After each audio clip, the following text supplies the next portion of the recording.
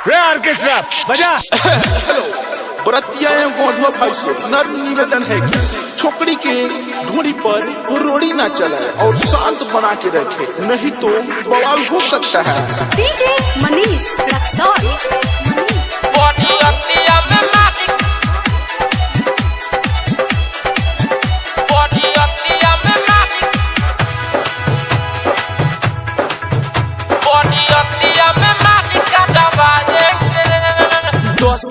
बस खाली अखियाँ लड़ाएंगे,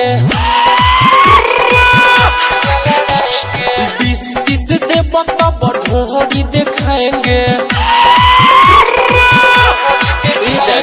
10 देव बस खाली अखियाँ लड़ाएंगे, 20-30 देव तनी ढोड़ी दिखाएंगे। 100 दिगा खोल के दिखाएंगे। जब लहंगा अपना उठाएंगे, बॉडी अतिया में माटी का दबाएंगे। जब लहंगा अपना उठाएंगे, बॉडी अतिया में माटी का दबाएंगे। हेलो बरतिया भाई से नर निवेदन है कि अपने अपने सामान को दबाकर बैठे रहें। डीजे मनीष रक्सौल।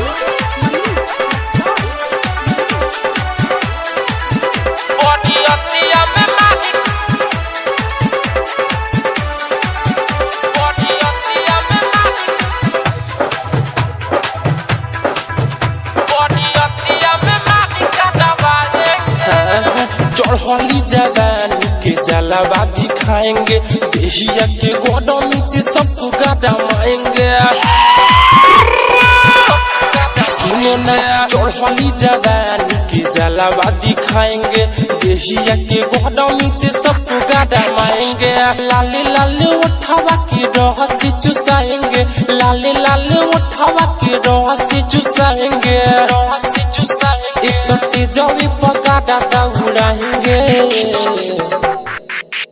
जब लहंगा अपना उठाएंगे, बॉडी अतिया में माटी का दबाएंगे।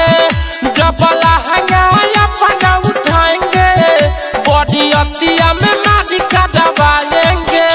डीजे मनीष रक्सौल। बॉडी अतिया में माटी, जब लहंगा अपना उठाएंगे,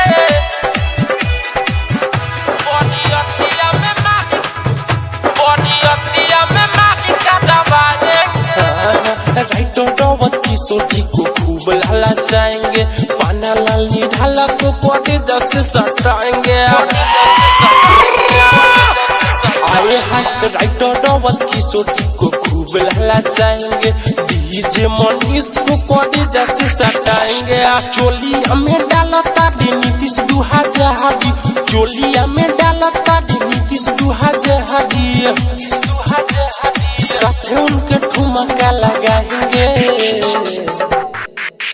जब लहंगा अपना उठाएंगे, बॉडी अतिया में माटी का दबाएंगे।